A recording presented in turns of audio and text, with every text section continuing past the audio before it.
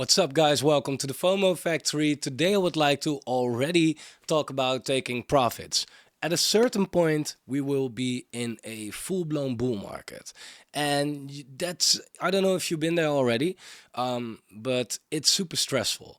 A bear market is not like stressful, it's more painful and hard and very demotivating. But a bull market is super stressful because if you are in an altcoin, you might feel like, oh, should I sell it right now? Do I sell it too early? But if I leave it all, what if it goes down? And it's like a lot of dilemmas in a bull market. And therefore, you need to have a plan and stick to it, okay? Otherwise, you're gonna make it super hard on yourself. So in this video, I would like to show you a couple metrics that I will use to determine on when and how I'm going to take my profits. So if you like the content, subscribe to the channel, turn the bell notification on, and there is a Patreon link down below where you can get a lot of exclusive content, following Alex Becker's wallet, for example, to see what he's buying, etc., personal calls, you name it. So first thing, in the last video, we spoke about my Bitcoin price prediction, right? When Bitcoin is probably going to top out, according to me, and how high it's going to go. I'm not saying that that's what's going to happen, but that's my expectation. And that's when I am thinking like, hey, this is a good time to get out of the market. Now, if we expect that Bitcoin goes to 500K, for example, do we wait to 500K before we finally get out of it? No, because if you are wrong and Bitcoin just goes to like 400K and it goes down again, you're wrecked. Like the other time in this bull market as well, a lot of people expected Bitcoin to go to 100K and they didn't take profits right here, so they wrote it all the way down. They were panicking and they were like, oh, okay, it's going up, it's going great again, let's go to the 100K, and it's going down again, and maybe they took profits at like 30K or something like that, and they got wrecked, right? So that's not what you want. Now, I'm taking Bitcoin as an example because, of course, Bitcoin is leading the market, and if Bitcoin is really bullish, altcoins are bullish, and the other way around. But for altcoins, it's even more volatile as there is less liquidity, right? So where Bitcoin does a 5x, yeah, altcoins can do a 20, 30, 40x maybe.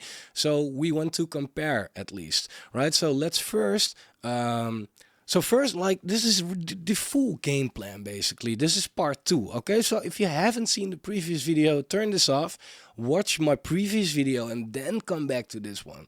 Super important. But first, now that you have seen that, let's compare Bitcoin and altcoins, because if you feel like, yeah, okay, Bitcoin nice, but I'm investing in altcoins, hey, we should look how altcoins move against Bitcoin, right? So what we can do is, of course, take a look at the total tree and overlay it with Bitcoin to see how it moves, right? And then you can get a pretty decent expectation of what might happen in the next bull run as well. Now, as you can see right here, for example, in the first peak of Bitcoin, which was around here, March, April, altcoins did not peak yet. Altcoins peaked later, here in May. All right, so that's also interesting to know. In the last bull run as well, Bitcoin peaked here at the week of December 11, but altcoins peaked in the week of January 1st. Now, it's time-wise not a big difference, but when you look at altcoins here in this week, we're sitting at around 120 billion, while a couple of weeks later, they were sitting at 350 billion. So although Bitcoin already peaked, altcoins did like another 2.5x from that point. So if that is very cyclical, and if that is very like, well, if that's the trend, if that's how it works, then if your Bitcoin peak alarm goes off, you might want to hold on to altcoins for a little bit. One thing that I haven't seen though, which is way more accurate, is another chart, because the total tree is, look, total is totals. Everything in crypto that you can think of. The total tree is everything except Bitcoin and Ethereum. But what else? Stables, right? Well, I'm not in stables to make a 10x. So the total 3 is not really a fair representation of the altcoin market. However, there is another chart, others. Others is the top 125, excluding the top 10. Total, by the way, is also top. So I said everything, but it's also the top 125. Outside of the top 125, it's not tracked on TradingView. Because it just doesn't add up really anymore. The market caps are too low. So, but others doesn't include stables, but it also, for example, doesn't include, at the moment of recording, the rest in the top 10. Solana, Cardano, Dogecoin, staked Ethereum is also a coin that's there. These coins. So this is a way more fair view of what the altcoin market is really looking like. So let's compare that to Bitcoin to see if there's any difference right there. So let me put it on logarithmic. Here we go. Okay, so is this different? Maybe, maybe not. I don't know. Not really, right? Others at that moment was sitting at 30 billion, give or take. But that was during the Bitcoin peak. After that, a couple of weeks later, was sitting at 67 billion. Okay, so way higher. Here it didn't really make much of a difference. Here also, time-wise, did not really make much of a difference, right? It's also not saying that the next cycle it's going to play out like that again, but it is something you should keep in mind. Like, hey, if Bitcoin bottomed or topped out, it could be that altcoins have some fuel, right? And why is that? It's usually because the Bitcoin dominance in that period is going down, right? So if we take it to November 2021, which is, let me take a look. Yeah, November 2021. And that's here, right? So around here, Bitcoin peaked. But what happened, the Bitcoin dominance came down. And Bitcoin didn't came down that hard right away. But as the Bitcoin dominance came down, it means people were moving their money from Bitcoin into altcoins. And therefore, altcoins had another run. And this is where everything really was like, man, messed up. So, about taking profits. And I'm going to use the Bitcoin chart as a reference, but apply this on anything, right? What you should do, that sounds like financial advice. Let me rewind that. What I'm doing is DCAing into the market, right? When you have low prices, you dollar cost average into it. Now you can do this any way you want. You can say like, hey, I'm every day buying a little bit. I do this weekly, every Monday or Tuesday, about a little Bitcoin, for example. You can do this every month when you have your paycheck. You can do this very, how do you say that in English? Well, you can do this with a fixed amount. Like you say, like, okay, every week I'm investing $200, right? Every Monday. Doesn't matter how the chart looks like. I'm going to just do that. If you do that during a bear market, right?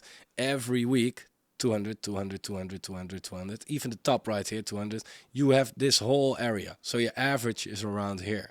Hey, that's a nice entry, right? You won't time the bottom, but you shouldn't try to do that anyway, right? So that's what you can do. Now, you can also say like, hey, when things are really low, I'm going to put in 300. And when things are a little higher, I'm going to put in 100. That's also what you can do. That's up to you. But when we talk about dollar cost averaging, most people think about buying, but it also goes for selling. So what you can also do is say at a certain point, hey, I'm a dollar cost out of it every week, right? And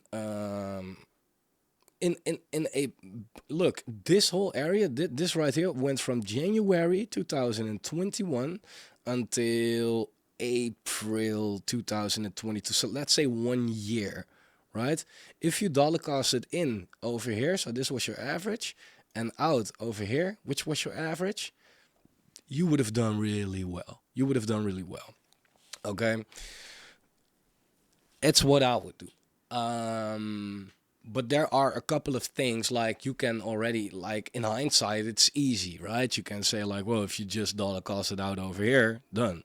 But, you know, if you look at a chart like this and we don't have any much more data, then you could say like, yeah, should I already DCA out? You don't know how far it's going to go, right?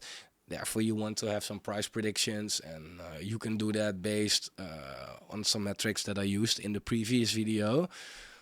Because if you realistically expect that Bitcoin, for example, goes to 200K, yeah, you might not want to dollar cost out at 50K already, right? You maybe want to wait until 120K or something like that. Depends on how sure you are of your target, about your target.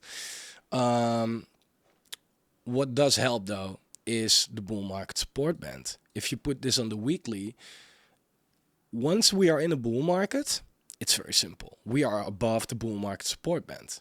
And you can find that by indicators and just fill in bull market support band. You will have it right there, right? You have to put it on the weekly, otherwise it doesn't work. In a bear market, you can see we get rejected by a bull market support band all the time. In a bull market, we get dragged up by the bull market support band. So once we got down here, you could have already told yourself like, okay, it's over, right? We are officially closed below it. And then you can start DCAing out of it. Although we broke above it here again, right? It showed that weakness already. And here we went below it again. So if this was your first place of DCAing out at around 40K, hey, you did at 40, you did at 30, you did at 70 almost, you did at 60, 50. That's a good average, right? So that's what you could do. Now, also, one way to know of when to get out of the market is to know when to get out of the market. What do I mean by that? This is what we showed in the last video. This is where I think that Bitcoin is going to top out at around the end of 2025. Why? 4-year cycle. Watch the previous video, right? So you can, of course, apart from what the price is, once we are approaching the end of 2025, you should be like, okay, maybe I should prepare stepping out of the market already, right? That's what you can do. So that's another very good way to do it. Price-wise, time-wise, I think that's very, very, very helpful. Now, how much? How, what, where, when? Well, look, let's say, and let's go to a let's use an altcoin as an example, which has some history. Okay, let's go with AVAX. Okay, let's say you invested in AVAX in the previous bear market, like we did over here, right?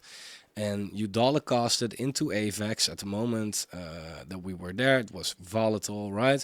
So you dollar costed at around $5, but you'd also dollar costed at around $3.50 and even $2.50 and $3.50 again. So your average is somewhere like $3.50. Let's say $3. You did well, right? $3. Now let's say you fucked up, $4. Okay, $4. You ride it. And you do very well, and it goes all the way to 40, right? You don't know how far this is going to go, okay? Again, time-wise, you could be like, well, we have until the end of 2021. We are here in May. Oh, shit, it's already crashing, right? Panic. To avoid that panic, what you at least should do is make sure that you can't lose. Okay, what do I mean by that? If you, let's say you had, to make it easy math, right? $4,000 and you invested it here at an average price of $4. So you have 1,000 AVAX coins. What you can do is say like, hey, I'll write it up until a point where I do a 5x. Right, so you will be sitting at around $20 right here, 5x. Take your initial out and maybe even some profit, right, to make you feel comfortable. You can't lose anymore. That's already settled that. You can't lose. Lock that. right? You are not in crypto to lose. You're in crypto to win. At least avoid the losing, right? If that means that you win a little less, doesn't matter. You shouldn't lose. That's stupid. Otherwise, you can go to the casino. So sell there. And if it does go down, you won't feel that bad. And if you have balls of steel, and if you're very convinced, you can even reallocate that money and you can make way more. So lock your initial. And then what I would say is do that math for yourself. But what you can do is you have 100% of your coins right here. Sell 10% here, right? If it goes up, sell 20%. If it goes up, sell 40%. If it goes another, sell another 20%. Just random, right? But that way, no, you did not go from $4 with all of your money to 140. So you did not made a 37x, but you made a decent 20x. Very comfortable. Very comfortable, right? I think that's the best way to do. You want to avoid being not comfortable, being uncomfortable in crypto, right? And again, what happened in the last bull market was very interesting, right? We were sitting at this accumulation phase right here.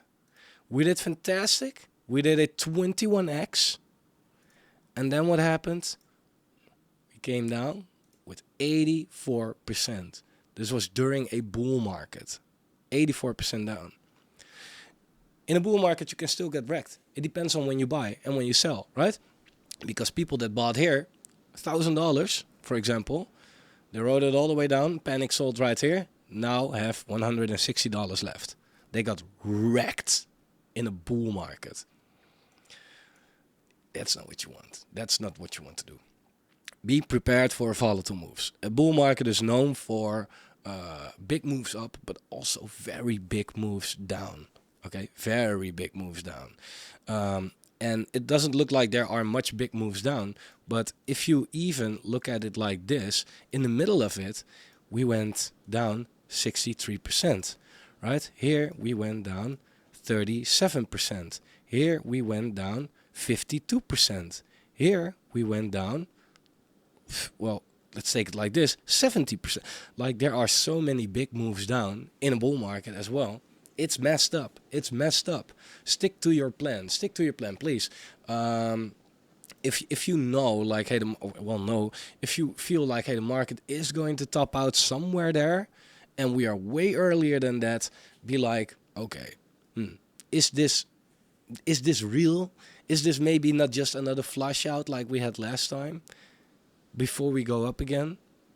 If you played this well, I mean, if you invest $1,000 right here, right, and you rode it all the way up to, let's say here, you made 13K. Let's say you cashed that out, you went down again, right? With 80%, you didn't lose because you cashed out. You invested that 13K again, made another killing with 15%. Calculate, like 200K. So you still made a 200x on a chart that actually did a, like, 50x in total. But like that's the upside. The downside that I've just showed you is that you buy at the wrong time and sell at the wrong time. You can get very rich. You can get very wrecked. You don't want to trade too much, though. Let the market do it for you, I would say. Best, like what you can also do is, but that's for the lazy people that don't want to have too much stress and don't have too much time. Like there's not a good way to do it, right? There's only the way that works for you. What you can also do is DCA, right? Like here, DCA. Close your eyes for 2 years, go in hibernation, log into your Binance or wherever again, and cash out whatever you have.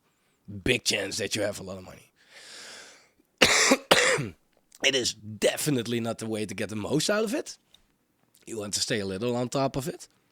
But it's a good way to have a life while getting money, right? Making money and having a life are usually not two things that go hand in hand too much.